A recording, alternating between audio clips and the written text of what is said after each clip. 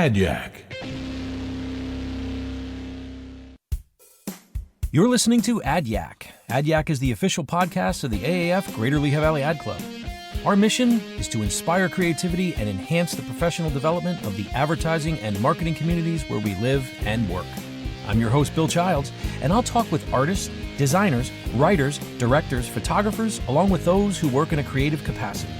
Our aim here is to serve as a creative resource to help you stay informed, entertained, and above all, inspired.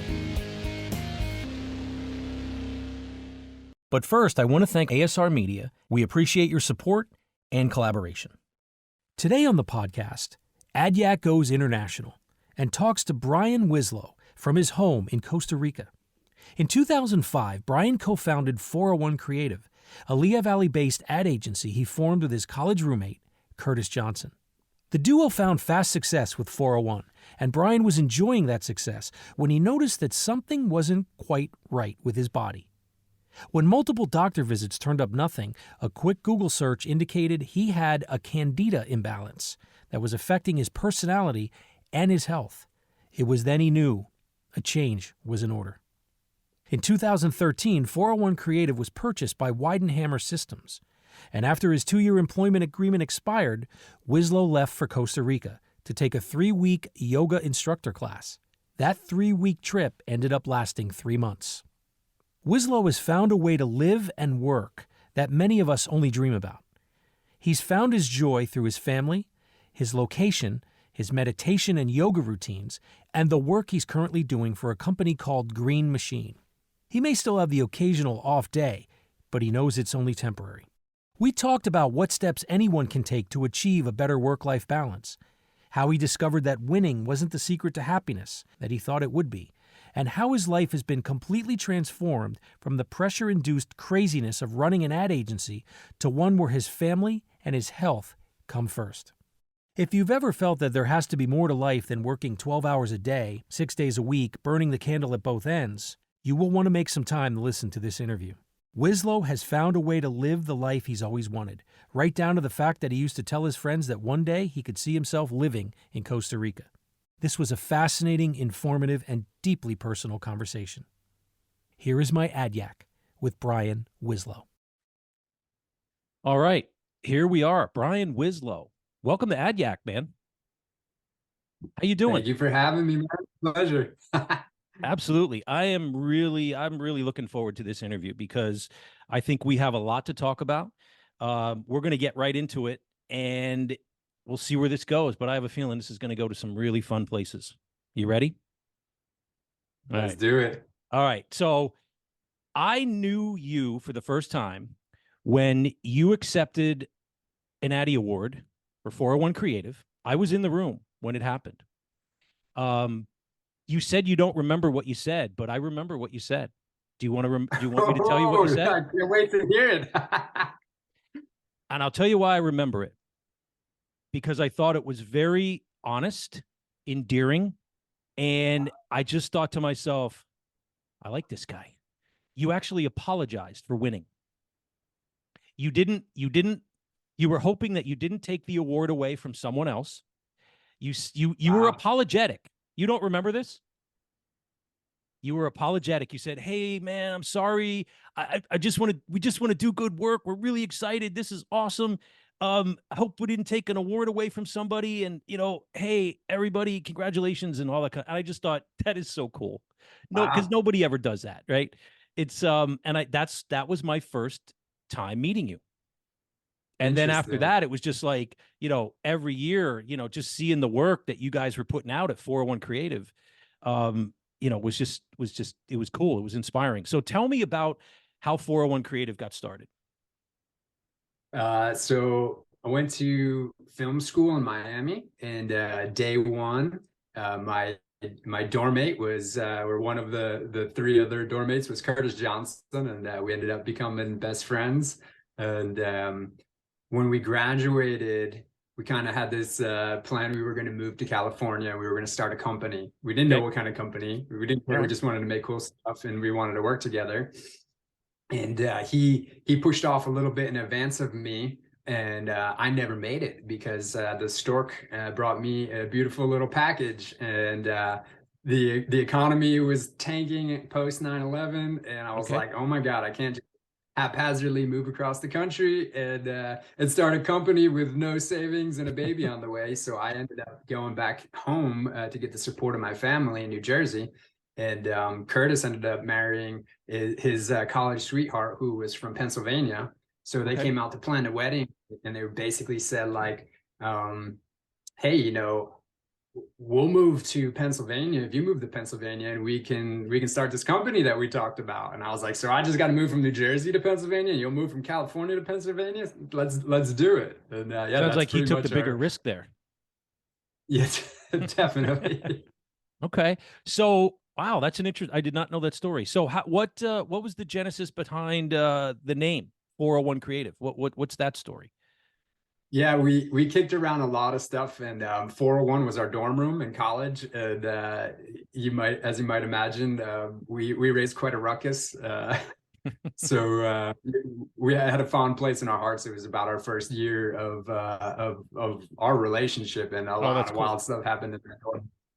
Okay. Well, let me ask you this: what was it about Curtis that made you guys connect? What was what's the backstory there? You know, no bullshit. He just tells it how it is, which is really funny because him and my wife have a lot of similarities. Um, Very intelligent, super creative, and just good at everything he did. And we had a lot of complementary skill sets, but we also had some very different differentiations in our personalities. And I was a little bit more like the outgoing people person, and he was a little bit more the the grounded one. So even from a friendship, from a business standpoint, it was a really good synergy where we could always like see when the other one was like misstepping and kind of course Mm-hmm. correct in a very kind way, and just always kept each other in a good path. And we just always bugged out and had fun from the beginning. So it made sense to. Yeah, so I like that because that's when you have a relationship like that, that's kind of the promised land in a sense because you can tell the other like, listen, man, like you can tell the other what they need to hear, not what they want to hear, right? And when you can have that and do that, you can, especially I just think about so many leaders today are just, they're just so many of them are just doing it wrong. It's they're clinging to that old model of like a boss leading with fear, and intimidation as opposed to like, hey man, let's just do some great work. Like, what's the mission here? If the mission is just to make money, it's already like dead in the water, right? I think. If Really. the money is an Soulless. outcome, the money will happen. If you're taking care of like your employees, let your employees take care of your customers. The customers will take care of the business. That's a pretty simple model that I think gets very confusing. So I want to talk a little bit more about that. What was the day to day like? What was the relationship? In because it was just more than just you and him, right? Or were you two the kind of the co-founders, and then you had people that joined after the fact, Yeah, right? it was the two of us, and we started in basically the den of my parents' house, and in the kitchen and basement of Curtis's in-laws' house. And then I bought a house, and Mm-hmm. we moved up to my attic. And from my attic, we realized that like web design was the place to be, and neither one of us were coders. We could kind of like hack together a website, but we just Interesting. you don't want to throw a phone through the wall type thing. But we were both really good designers, really good communicators, both formally trained in video, actually. And one day we were just like, we really need some help. And Mm. we went to I think it was the Kutztown portfolio review, or Yep. somehow we found this great talented girl, and we brought her in as an intern. And she lasted one day, and she only lasted one day because she got a great job. And she's like, guys, Oh I'm wow. sorry, I gotta go. She's like, but you Mm. know what, I know this guy that I think would really connect with you guys, and you should talk with him. And she put us in touch with Devin Beck. And we met Devin, and this guy, hey man, you want to talk about a coder who can actually design and develop? That's a rare breed. That's right. And we could just tell him anything we wanted the website to do, and he would literally write the code, and it would happen like magic in front of our eyes. Like roll over, change color, play the sound, launch the video, and it just Wow. happened. We're like, oh my God. Yeah, because I What feel is like this? that's what you guys were known for. You guys were known for Yeah. your web development, your web design, right? I mean, you had great design, but am I wrong about that? That was my interpretation. We really were like a development design shop, and I almost development first, because we were able to build crazy things, and that, Curtis and I could vision them, and Devin could build them, and then he would tell us, you can't do that, and then Curtis would tell him, no, you can do it. I know you can do it. Like, just try again. Let's just try again. Okay, it didn't work. It's okay. We'll keep trying, and we always ended up being able to do it. Okay. Because we brought people smarter than us, and Devin was the foundation of that. That's another leadership tenet that seems to get lost. It's like, be comfortable working with people who are better than you, who know more than you, because that's how you grow. If you have to be the smartest person in the room, I always say you're in the wrong room. Get out of that room. Absolutely. You don't want to be that, you don't want to be there. So, okay. So this is interesting. So now you bring Devin on. It's the two of you. Obviously, you guys have good creative chops, good design chops. And then what was your approach? Who was doing the sales? Who was going out and making sales calls? In the beginning, this was a big learning lesson for us, because Curtis was from Illinois. I was from New Jersey. We met in Miami, and we basically were pulling in all our work in the beginning from our backgrounds, right? So I was bringing in people from New Jersey. He was bringing in people from Illinois. We were both kind of bringing in people from Miami. And man, I want to say our first 3 years in business, we were like, oh my God, nobody even knows we exist. And we're doing really stellar work, but we could walk into our backyard and nobody would know who 401 Creative was. And Right. That was like, we said, okay, this needs to change. Like, this is not a healthy way to grow a business. I think maybe now it's a little bit easier with the web being what it is, Sure. but really, like, we said, we got to grow in our backyard. How can you be popular, outside of your state, if you're not popular in your own city, right? So Right. that was we decided to enter the Addy Awards and try to form some local relationships, and that was really when everything changed. We went in 1 or 2 years, we went from 80% of our business out of the state to 80% of our business in the Lehigh Valley. It was really a pivotal moment. So Sure. Curtis and I were both in the beginning. A lot of our early work, our first 3 years, our number one client was my previous job, where I was literally a video producer, editor, shooter, writer, everything for corporate video for a company out of New Jersey called Costa Rica Productions, who I still like. They're the only people I like consult with a little bit outside of my other gig. But I was doing a lot of their higher end corporate stuff, and when I left, they just funneled all of their really high end, especially motion graphics and high end corporate stuff to us. So a lot of our early stuff was like funneled through like an agency relationship, basically. Right. That's interesting, because the agency that I worked at, RM Squared, we leaned heavily. Well, our big claim, if you will, was we had in-house video production. No other agency in the Valley at the time was doing that. So, I mean, obviously there's places that do that now, but the owner, Dan Ross, came from audio and video background. So that was his kind of thing. So when he brought me in to work in his dining room, it was him and I and a guy named Jay Cash. We had one account, Allentown Business School, and it was shaky at best, right? And all my friends were like, what are you doing? Why are you leaving Adams Outdoor? All your friends are here. You're doing amazing work, right? All the cylinder. It was the 2 best years of my career at Adams when I was an art director there. But I had to do it, Brian, because I had to know if I had the chops to go help a guy launch an agency out of his dining room. Like, that was in other words, I didn't have the funds to do it myself. And that wasn't my path. I don't see myself as a giant businessman. I didn't want to be that. I didn't want to be a business person. I wanted to do the work. Right. So this kind of like allowed me entry into that. But I'm telling you, no one No one except one friend I had, Chris Ortman, said to me, because he saw that I was starting to waver on whether or not I was going to do it.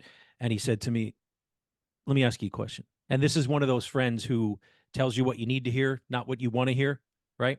All my other friends were like, dude, don't leave. You'll love it here. Come on, hang out. We're doing good stuff. Don't go. He said to me, here's how you need to look at this.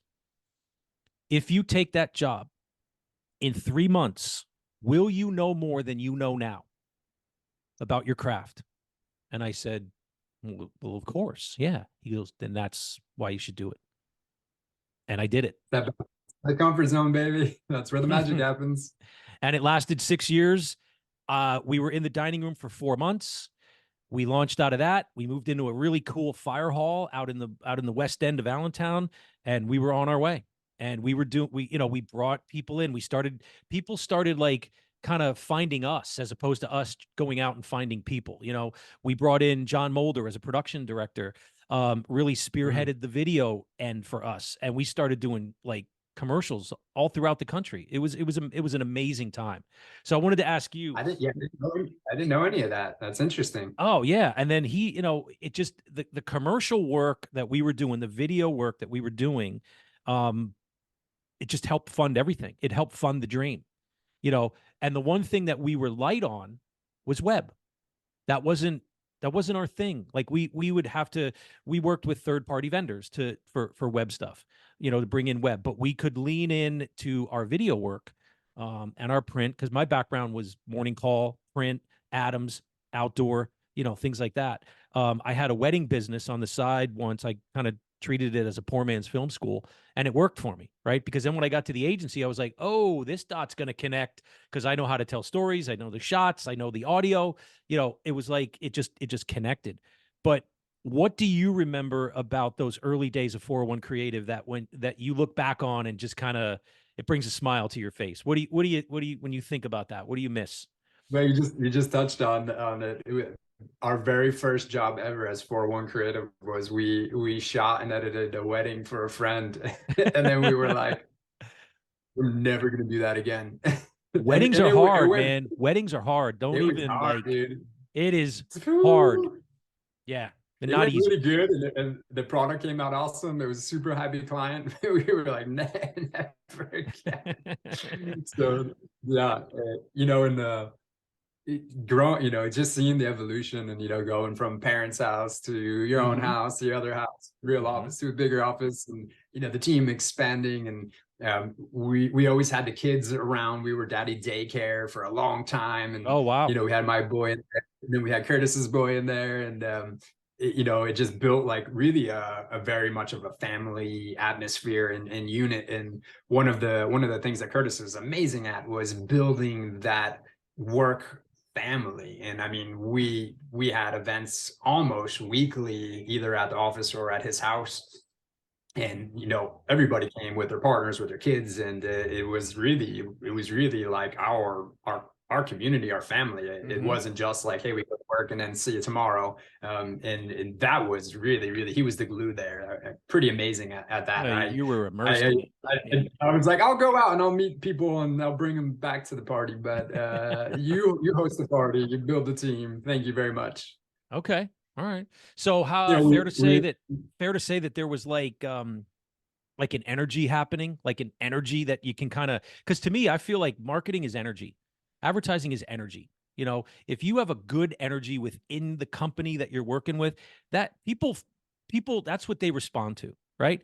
You have a good energy. People like being around you. People want to kind of like talk to you. They gravitate, I think that energy, good energy, doesn't get enough credit for companies that, culture is energy, right? I mean, so talk to me about that a little bit.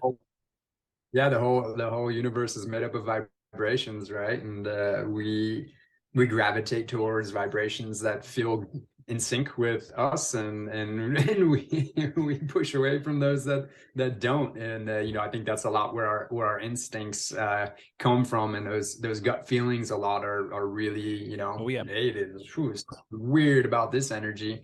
And we were pretty young. I think we were 20, 22. Wow. 22, 21 and 22 when we started the company. And we just wanted to have fun. We wanted to do what we were doing, and we wanted to enjoy what we were doing. And neither one of us had any interest in going and working at some stuffy office, and it didn't matter how much money they were going to pay us. So we would take video game breaks, and Sure. we had our boardroom meetings literally over a ping pong table, and we would just like talk through really difficult problems while we were just hitting a ping pong ball back and forth. And I love that. I think at some point we had a beer fridge, and we had Nerf gun wars, and we had all these little silly games that we would play every time that the clock struck 4:01. Everybody had to run to the couch, and the last person who didn't make it to the couch, was a rotten egg or whatever. So yeah, it was definitely a cultural thing. Yeah, I remember I'll never forget this. Our printer died, and yeah, we were frustrated, and we wanted to have some fun with it, so we took it out into the back, and we all took turns smashing it on the ground, and making some Facebook photos out of it. Little It was Office just, Space action there. The movie Office Space. It probably was inspired by Office Space heavily there. See, that's interesting because I got to experience in my career, two sides. That I got to experience what it feels like to work for an inspired leader and the things you're describing right there. And then conversely, I got to work with a leader who was all leading with ego. And everyone had to kind of, bow down to this person. And this person, I learned about narcissism working for this person. And what had happened is it creates a toxic environment. And while that person may be at the head of the pyramid, feeling like, yes, this is how it's supposed to be. All my minions work for me and feed me and make me, that's not what I wanted to be about. So, when I worked at Adams, where I had the inspired leader, boy, did I learn so much there. Stuff that I still carry with me today. The leader of that company was a guy named John Hayes. I interviewed him on the podcast. He's like my spiritual guru. Like I could go to him and be like, John, I need help. I need some advice. Anytime I'm struggling, he was just amazing like that. And what really shocked me was, while I loved my time at Adams and I grew the most from in every aspect, like spiritually, like, work wise, just everything, I really didn't appreciate how much I got from that company and that leader until after I left the company. I was like, wow. Like, so again, I knew I had to go work for Dan. I had to do that. I would have been kicking myself years later, with regret, had I not known. I got to know what my chops really were. Could I go work in a dining room with a dog sitting next to me? And, like Dan and I would be like, hey, take a break. Let's watch this movie. And we'd watch a movie like in the middle of the afternoon. And I'm grateful for those experiences as well, but just, I think that somewhere along the way in our upbringing, it gets lost that you can't have fun at work. Work is work and fun is to be. I disagree. I think you need to integrate both. I think if you're having fun at work, you'll do better work. And it flows out. Hell It sounds yeah. like that's what you were doing at 401. No doubt about it. Like, there's nothing worse than having a job that you don't want to go to, and you feel like you have to because you need to generate money to live or feed your family or whatever. Yep. Ooh, that's just brutal. And I think we've all been there at some point. And, Sure. Even when we love our jobs, there's days where we're like, shit, I gotta do this today? I just want to lay in bed. And to your point earlier about your gut instinct, a good way to tell if you're not in the right job, this is how the test you can do. And it happens without you even doing anything. About Sunday night at 4:00, if you start to feel a little anxious and you don't know why, that's your gut telling you that you don't like your job. You don't like what you're doing. And it's, if you get to a Friday night and you're disappointed because you have to wait till Monday to go to work, that tells you you're in the right job. Yeah, so let's transition from 401 Creative. I want to know now tell me about Green Machine. Tell me about what you're doing with them, and tell me what that company is. Yeah, so Green Machine is it's very interesting for me. When I actually departed 401, the first thing that I pitched was an app-based learning system for Starbucks, because my business, my current business partner, but my best friend from 6th grade, he had them as a client, and he was doing a lot of live training with them and a lot of service for their equipment. And I had been consulting with him for many years. We brought him in as a 401 client. We built some technology for him. We did all his branding and stuff. And yeah, when Curtis always said, I know you're going to come back with some crazy app project. And I did, actually. I came back and I actually tried bringing in 401/Weidenhammer into the fold with this this app dev project. And it got pretty far. It actually went all the way up to Seattle, and really, really quickly, and probably too quickly. And then it was just like, it went quiet, and then they said, we're already doing that. I was like, oh, okay. And we built a little prototype. We shot some video content, and we were basically showing them how we could leverage, technology and video and apps to save them tons of time and money on their training. And yeah, and then it just disappeared, and I went on my way. And fast forward to 2020, I get the call. Hey, remember that thing that we pitched years ago? Yeah. They want to know if we could still do that. It's like, really? It was kind of my dream project. Wow. I just thought it was really, really cool. It was for such a icon of a company. And now let me rewind. My business partner Ryan in Green Machine, he was my best friend since 6th grade. We both kind of grew up in his dad's restaurant renovation company doing odd jobs, and we both kind of said, we'll never work there when we grow up. And he ended up actually going and becoming the family business and really bringing a lot of heart into it. And he picked up Starbucks as a client. And very shortly into their relationship, they said, hey, you got a great facility, you got a great team. Any chance you could help us with, training around our facilities and our equipment? We're really struggling there. So they put together this live training, and it ran for 10 years. And there was always more demand than supply. Like, they wanted more and more and more. But Ryan, my partner, he's like, well, it takes my best tech off the floor for the day. It clogs up my shop for the day, and I'm basically creating my competition. But he did it to be on their graces, and it really worked. Fast forward 2020, nobody could be in the same room as each other anymore. So they were like, hey, can you bring this thing online? And at that point, I had already exited 401. I started a yoga business in Costa Rica with my wife, and we were living on a bird sanctuary in the mountains, surrounded by rivers. And I didn't really want anything to do with technology anymore. I just kind of was like, I don't want to build websites. And I got this call, and I was like, oh my God, that's like my dream project. And the pandemic made me realize that everything that I had learned and practiced for nearly 20 years at that point was more valuable than it ever had been. So sure. I was like, okay, this is a blessing. And also had a bun in the oven. My son number 2 was on the way. Okay. So we have this refurbishment program, right? Where my buddy realized, like, I go in a back room of a Starbucks and there was a broken machine, and I go in another one, there's another one, and another one, and they all got the same broken machine. So I said, why don't you guys give me your broken machines?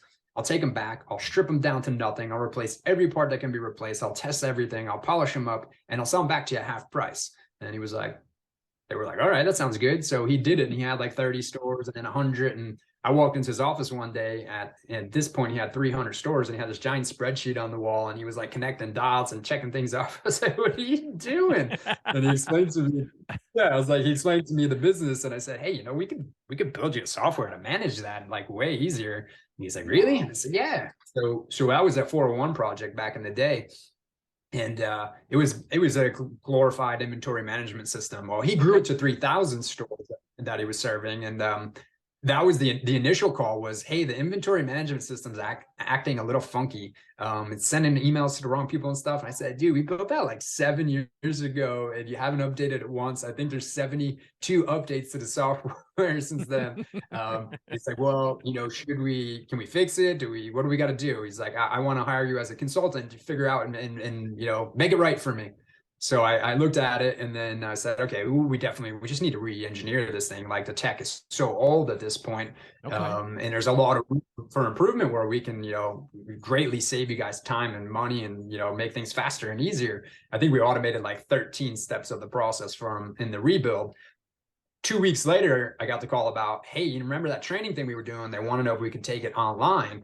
And I was like, wow, this is really interesting because, it's the same exact organization, the same structure, and the same exact people who benefit from one side would benefit from the other. So let's over-engineer. Well, yeah, we'll over-engineer the inventory management system. We'll build it as a foundation for this learning management platform. And that's exactly what we did.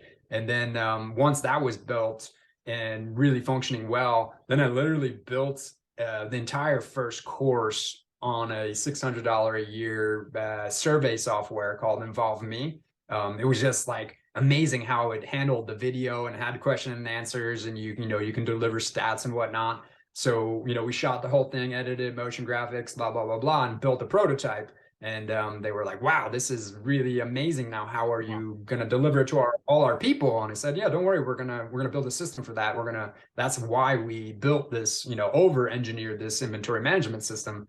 And I think they were kind of like, yeah, sure. A restaurant renovation company is going to build a software to train one of the biggest companies in the world. They really didn't believe that, and understandably so. So we got to work and we started building, and 6 months later, but we you know came what back though? and we said, hey, That's the best. When someone doesn't believe you can do something, that's when you go, well, watch this, right? That's to me, that's all the motivation I need. You don't think I can do something? Hold on. Absolutely.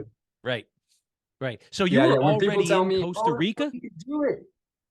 What's that? You were already in Costa Rica when this opportunity came about. So, okay. So, all right. I just trying to make sure I stayed on top of the timeline.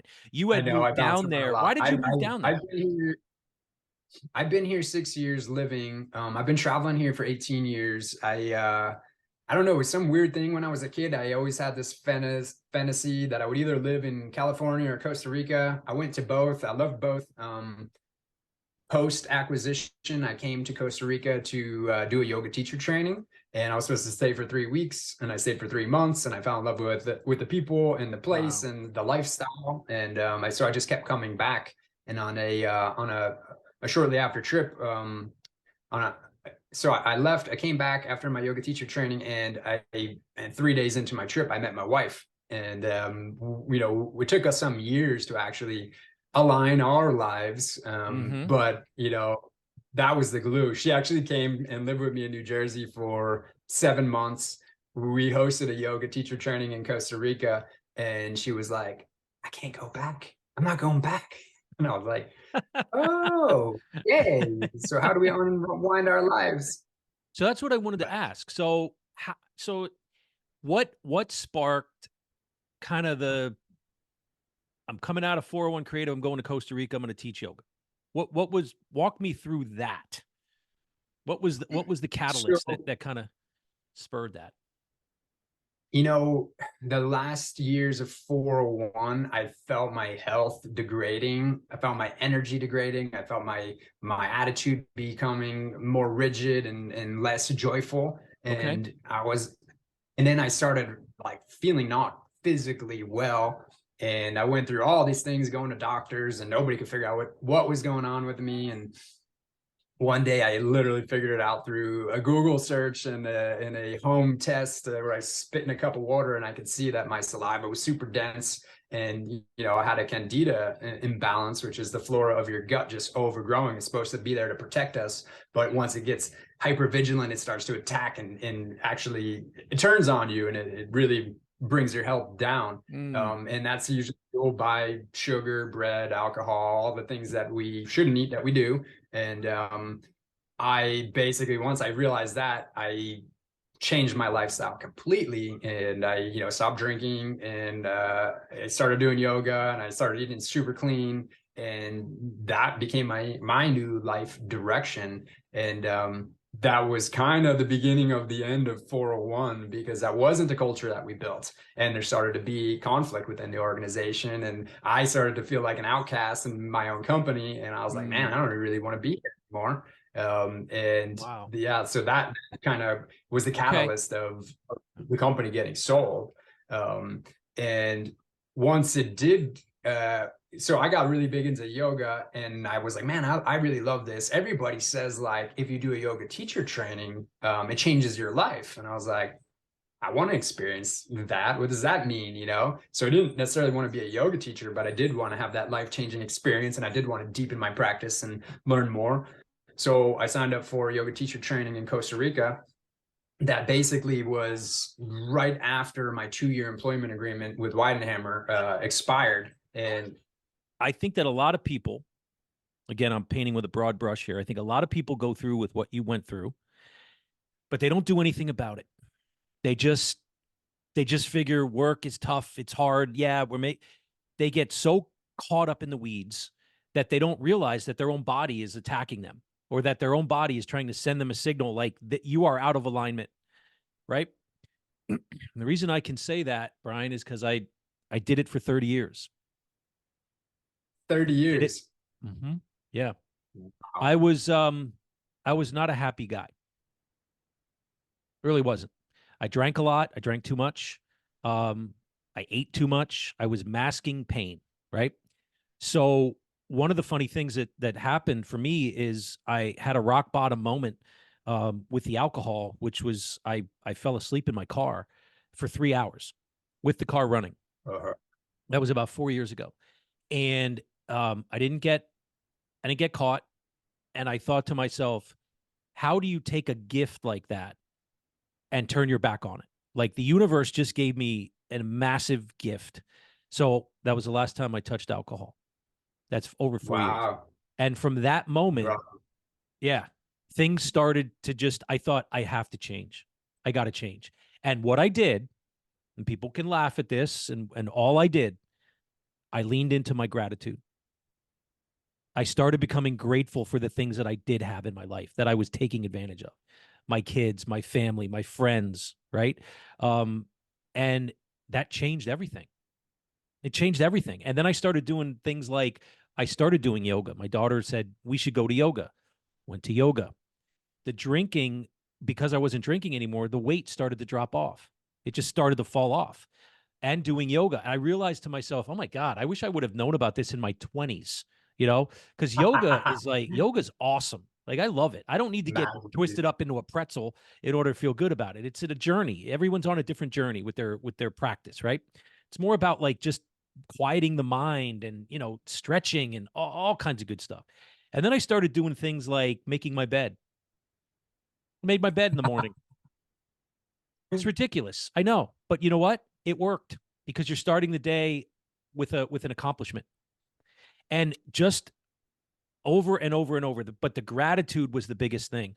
And I just started to look at my life through a different lens.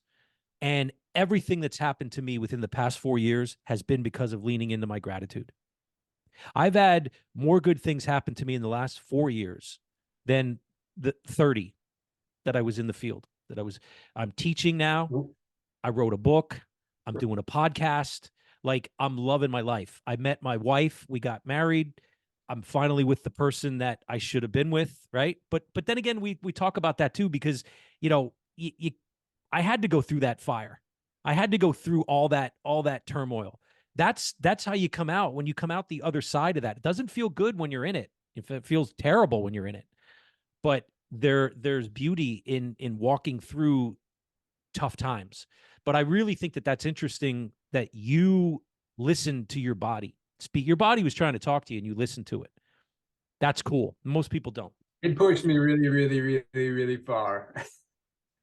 I was literally, it was burning when I peed, and I was like, okay, this needs to be addressed, and nobody could figure out what the hell is going on. And I figured it out on, literally when I Google search and a home test.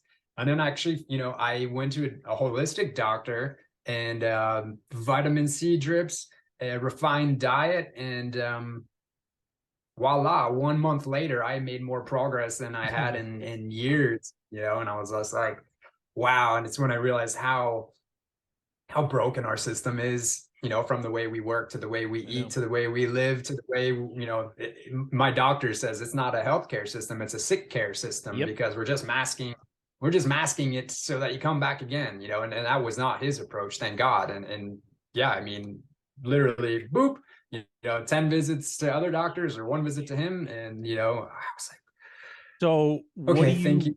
Thank you. Thank you. what could you say to people who want to have more of a work-life balance? What can, short of moving to Costa Rica, I mean, I'm just feeling calm just looking at your background you got there. It's just like, it's just so cool. But what do you say to Yes, somebody? in What the could you, mountains outside. yeah, right? What do you say to somebody that wants to kind of have that or wants to kind of go to that place? What can they do? You know what I mean? To I kind of mean, have more of a work-life balance. I mean, what are some tips you would offer? I would say, first of all, realize that, we've been programmed improperly. We've been almost set up for failure, in my opinion. And our jobs obviously are important because they help us move that energy of abundance through our lives to sustain. But it's really not that important. Our jobs are not anywhere near as important as our health, as our sanity, as our family. And I think that we got to get very clear on mapping what is it that we do want in our lives. Like, we don't Mm-hmm. really, what teaches you to stop and think about, like, okay, what does healthy look like for me? What does Right. success mean to me? Right. What do I want to feel like? What do I want to do every day? See, once you start to ask yourself those questions and actually like write them down and think about them, because often our first responses are going to be pre-programmed responses that aren't even ours. I've seen this in myself, like, why did I say that? I don't even believe that, but it's the first thing that came out of my mouth. This is wild. And that's when like they teach in a lot of different practices and a lot of different meditations, become the observer of your own thoughts. Well, what does that mean? And I was like, okay, well, I'm thinking something. Well, why am I thinking it? Where does it come from? Is it something that actually resonates with me, or am I just regurgitating bullshit that I heard over my life, that I got from my parents, my teachers, Yep. my aunts, my uncles, my mentors, and those people are not ill-intentioned. Usually they truly have our best at Mm-hmm. heart, but they're just doing the same thing that they were pre-programmed to, right? So I think get clear on what it is that you want in life, and then carve out some time for yourself. You gotta make time for yourself. Get a hobby. Like, please have a hobby. I can't, so many people just go home and they just plug into television or they jump onto social media, and it's like, okay, you're completely destroying your work-life balance right there, because you're not having a life. You're just zoning into technology, which it's very enticing. And I'm not saying there's no value there. Like, Mm-hmm. yeah, Mm-hmm. everybody deserves to sit back and watch a movie and not Sure. think for a while, or, connect with people. I mean, hey, we reconnected through social media. Amazing, Yeah. but you got to get clear on what you want in life, and then you have to believe that you deserve it and that you're capable of doing it. And those are additional things you can write down, like, okay, this is what I want, right? Well, how would my life change if I actually did that? Like, what would I feel like? And then, okay, what steps can I actually take to make that a reality? And and just revisit that, and look at it every week or every month and go, okay, am I getting closer to where I want to be? Have I done these things that I know are going to get me closer there? And be your own accountability coach, or tag team with your partner, your best friend, somebody who has that same vision as you, to make sure you guys are moving in a direction that you want. Because the truth is, we could kind of have anything we want in this life within reason, even without reason sometimes. I always thought I wanted to live in Costa Rica, and here I am. I live in Costa Rica. Was it magic? No. Was it easy? Hell no. My startup here was rocky as could be. And, I was like, man, how am I going to make a living here? This is really, Mm-hmm. really tough. I was shooting photography and they want to pay me 1/10 of my rate, but living here is actually not that inexpensive. I was like, I can't do that. I got kids, I got a family, I got a house, but I found a way, and the universe, I believed it. And then the universe delivered me the opportunities because I was very clear on what I wanted. And I think when we get really, really clear on what we want, almost always we get it, right? It's like, I want that car. I want that partner. I want, this job. And somehow some version of it, maybe not exactly how we envisioned it, but some version of it manifests in our reality if we really set our intention on it. So get clear on what you want and then go for it. But Well, I be think the universe accountable. knows Like exactly what you need more than you do. The universe knows. apparently I believe that sometimes 100%. not very Listen, comfortable.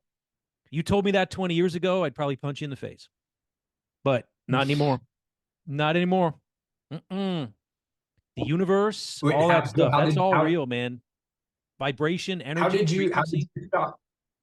How did you stop drinking? I'm curious because that's not an easy thing. Well, yeah, because working in advertising and marketing, all the events that was going to were all like open bar. And it was just so easy to just keep drinking. I just That moment was a rock bottom moment for me. I realized that that moment in the car, um, blacking out for 3 hours and not getting caught. That's a DUI. The car was running. I was intoxicated. I wasn't planning on driving. No way. But you can't sleep in your car with the engine running with alcohol in your system. And I did it on a street in Allentown where cops are known to let it was 6th Street. So right by the Bomb School of Art in the morning call. So how no one saw me, I mean, I know it was a winter day, a winter night, but that flipped the switch in my brain. It was just I knew that was it. I was done. The switch flipped. And I never looked back. And to your point earlier, two Sheer weeks determination. yeah, yeah. 2 weeks later, I felt better. 2 weeks. 2 weeks, I noticed I just felt better. And then the weight just started dropping off. And then I started, yoga and I started stretching and I started just being more in watching my thoughts. I started watching my thoughts more. So I changed the way I looked at the world. I changed that view. I told you gratitude. And then 2020 happened. And I remember everybody was saying, you saw everyone saying, like, oh man, thank God the liquor stores are still open. And I stayed not drinking all through COVID. So I did it at like a really difficult time. But I stepped back. I stepped back from my life. I stopped because I could. I didn't, there were no events to go to anymore. So it's almost like the universe said, look, we're going to help this guy. Let pull back and kind of stay back. Did you ever see those things that they say, give yourself 6 months, pull back for 6 months, work on yourself for 6 months. So like, eat healthier, start exercising. You won't recognize yourself in 6 months. And that's where I was. And then I went through a divorce, and I remember I met Kelly. And then once I met Kelly, it was just everything just lined up, just everything. And she was on a journey. I was on the journey, and we helped each other heal the rest of the way because we still needed to heal, and we healed the rest of the way. And I'm telling you, man, it's like finishing the book because I remember reading some of my. It might be like you showing someone your photographs, right? Saying, "Hey, what do you think of my pics? Do you think I'm any good?" And that person goes, "Yeah, you're amazing. What are you doing with them?" And you just go, I don't know, really nothing." And then that person says, "No, you need to. You need to do something with this," and it believes in you and gives you that belief. So when I read her some of the book, she's like, "Bill, what are you waiting for? You're 58 years old. Like, you better do this now." And that's what I needed to hear. I needed to hear that. So I said, "No, I guess you're right." Put the book together. It took about another 2 years, and now it's out. When did you start writing it? Oh, 6 years ago. That's another thing. 6 years ago. I wrote it all through the pandemic. I wrote it all through my divorce. I wrote it all through quitting alcohol. I wrote it.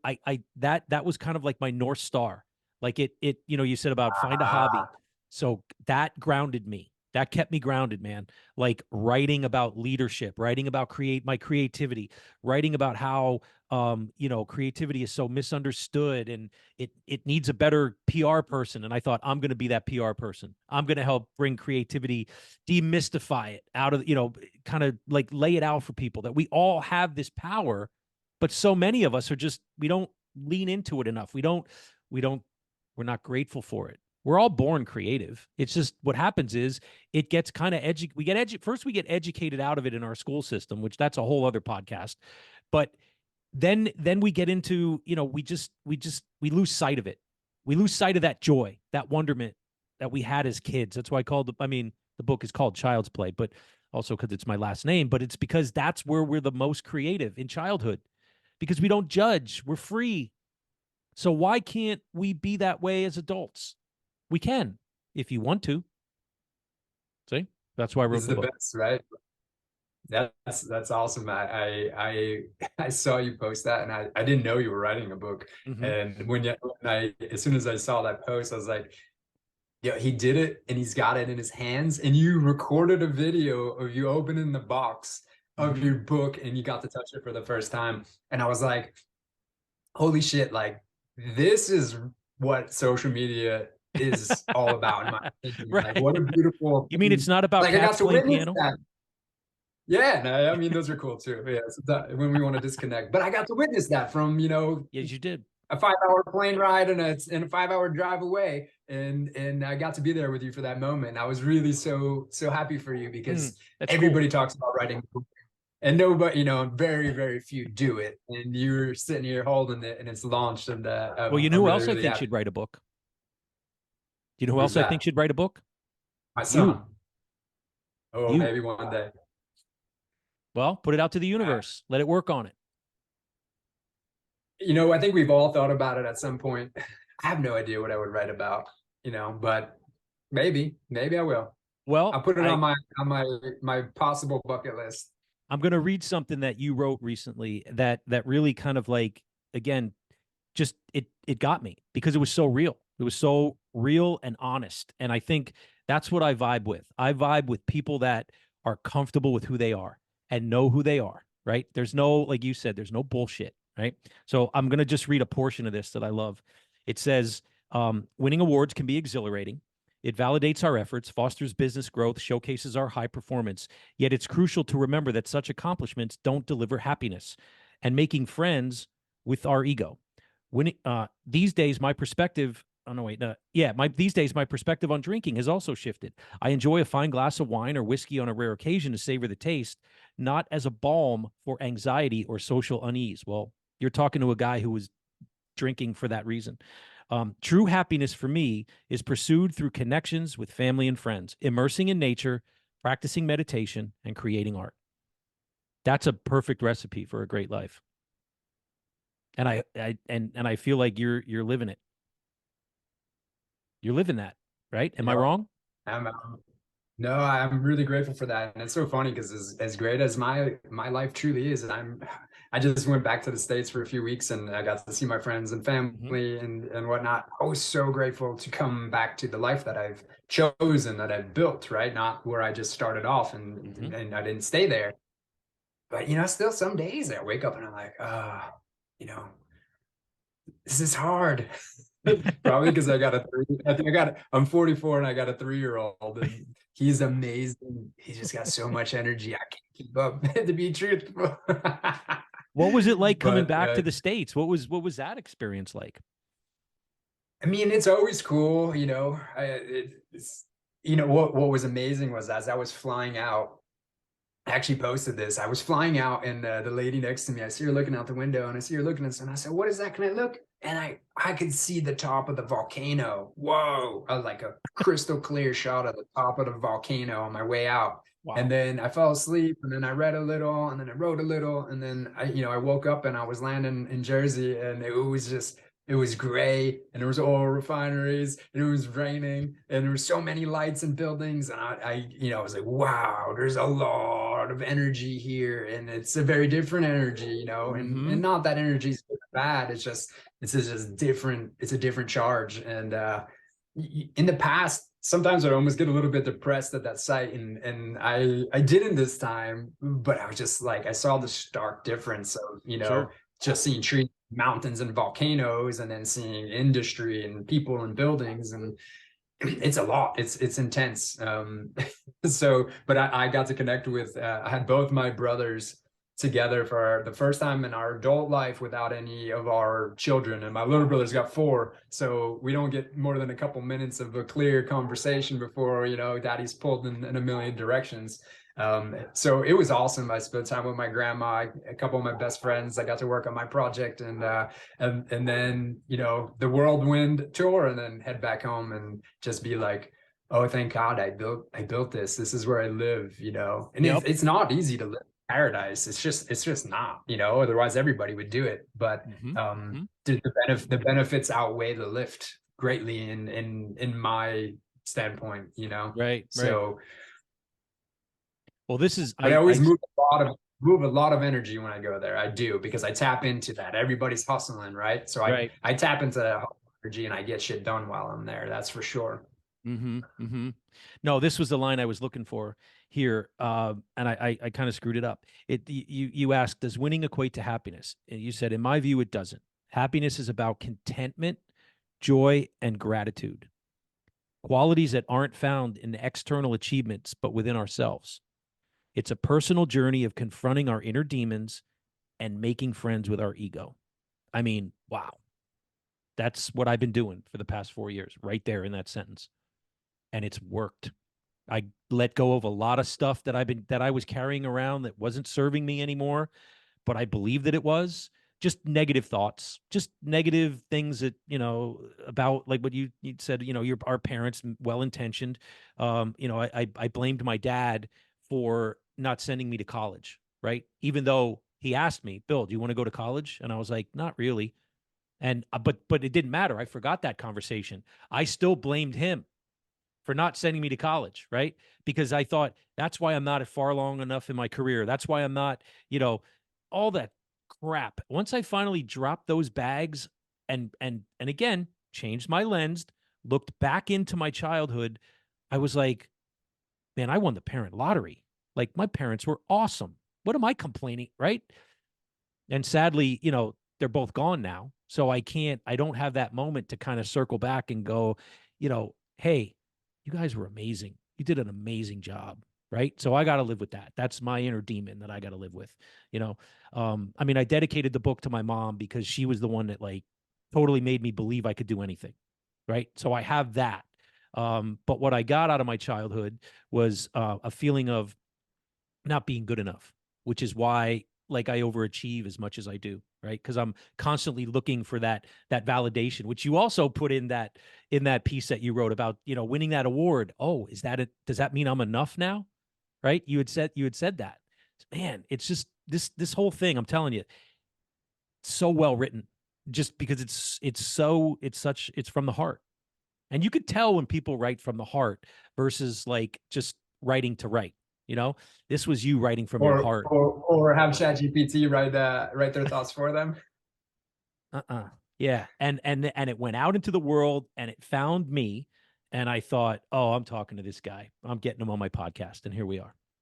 So that's what I love about the universe, right? That's how I bringing people together. We worked in the Valley. We never did work together. We don't have any, we knew of each other, but we didn't interact in that way.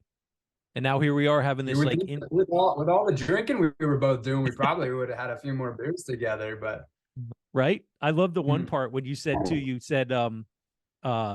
you wake up and realize like, kind of what did you say? What conversations because you don't remember. I used to do that. I'd wake up at 2 a.m. and be like, oh God, did I say that? Did I really say that? So nice to not have that worry anymore. I don't worry about that. I drive anywhere. I don't have to. I'm everybody's designated driver now, because I don't drink.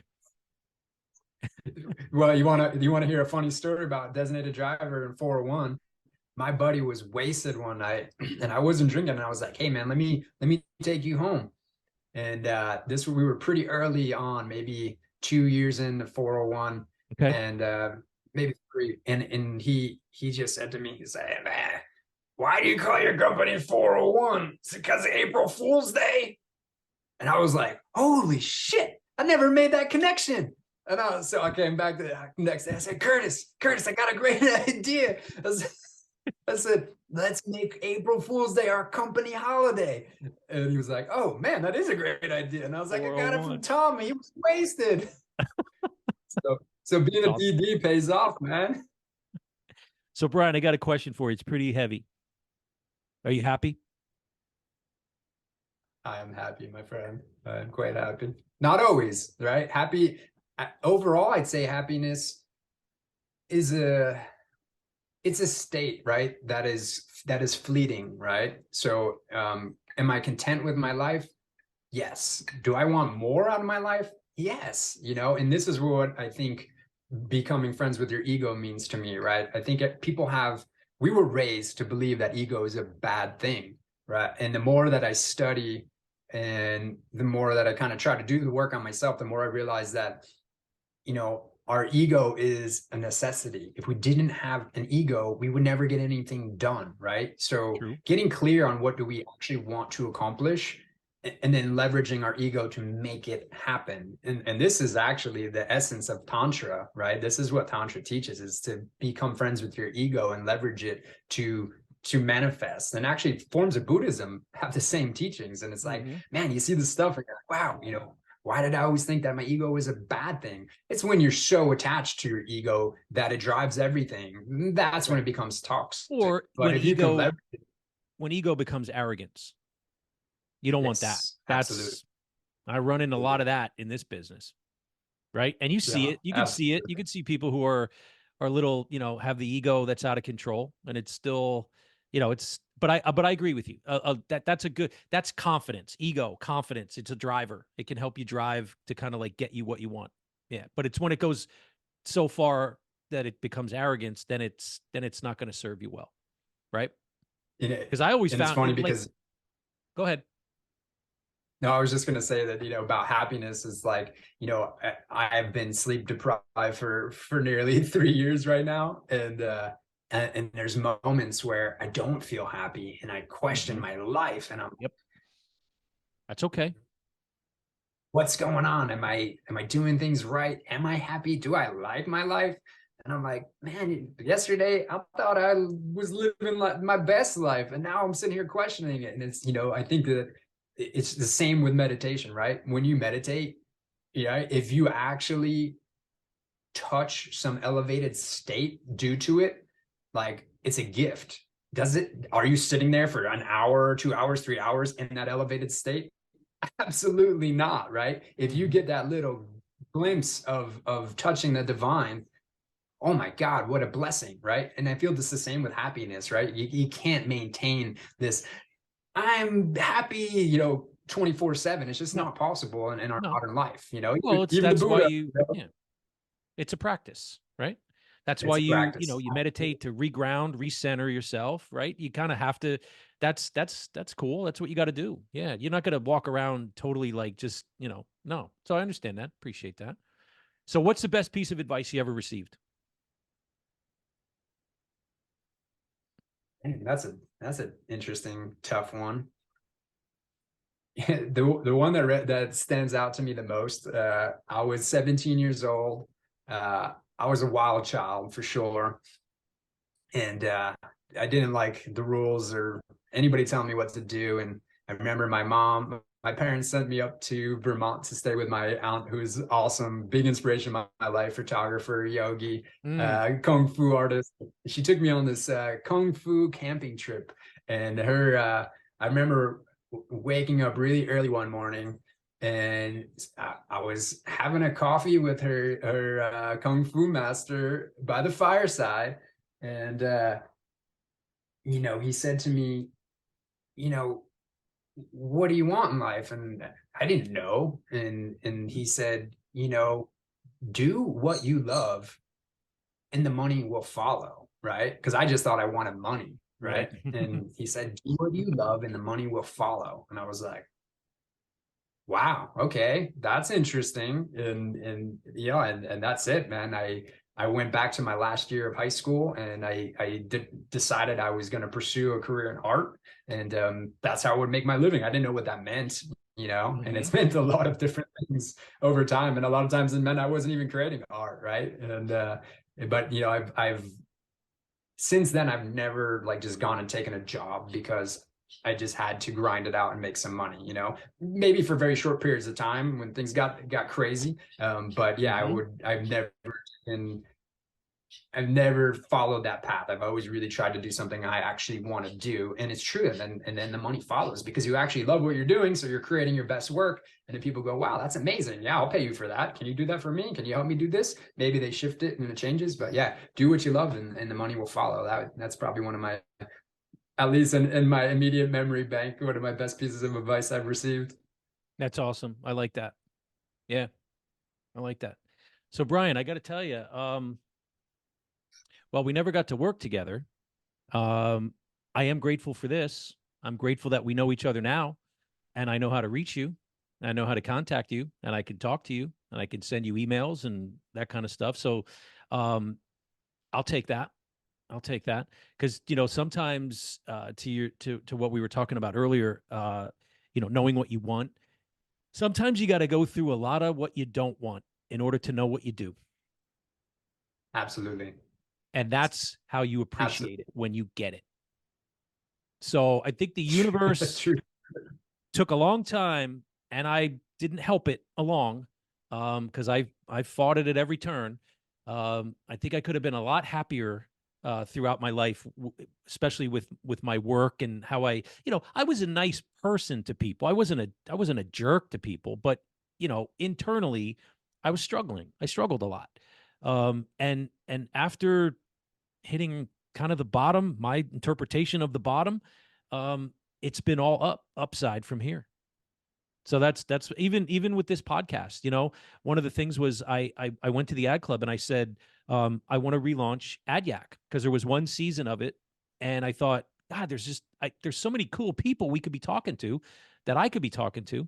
And I never done a podcast before. I didn't think about why I couldn't do it or all the reasons why I shouldn't. I just thought of the one why I should, which was talking to cool people.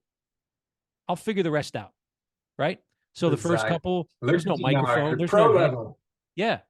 Just keep going. Just keep moving forward, and that's all you can do.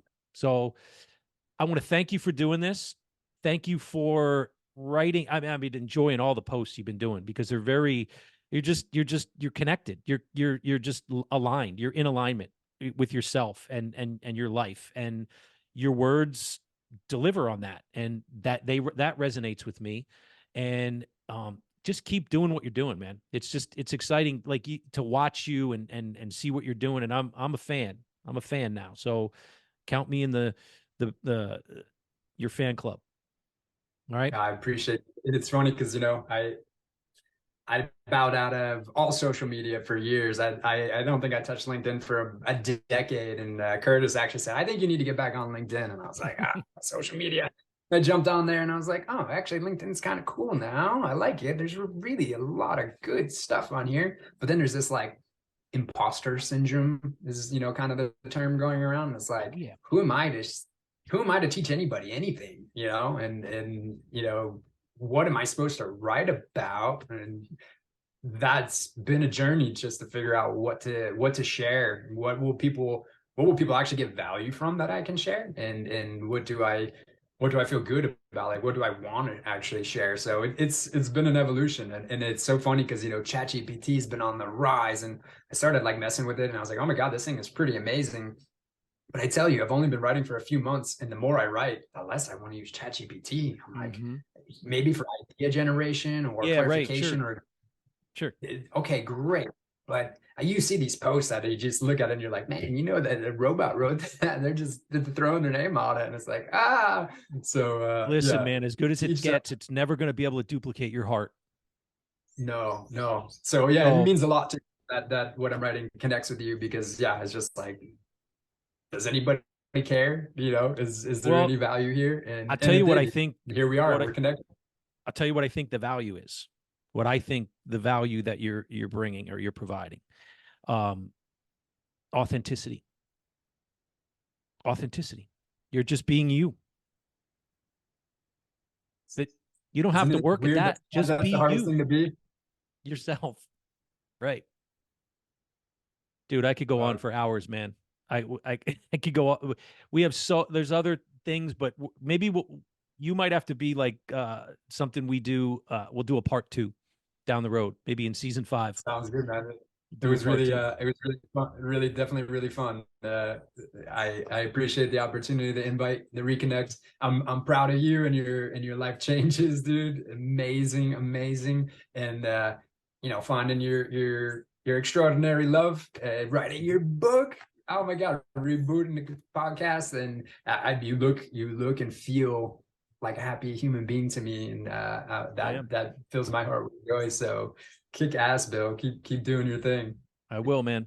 Brian, thank you so much for being on AdYack. Be well. Namaste. Namaste. All right, AdYackers. Hope you enjoyed it, because we have many more great conversations planned and guests lined up ready to yak it up. AdYack is sponsored and produced by ASR Media. Theme song was written and performed by Dan Ross. AdYack is the official podcast of the AAF Greater Lehigh Valley Ad Club. Stay hungry, stay humble. Till next time. This episode of AdYack is rated O for, oh man, that was good.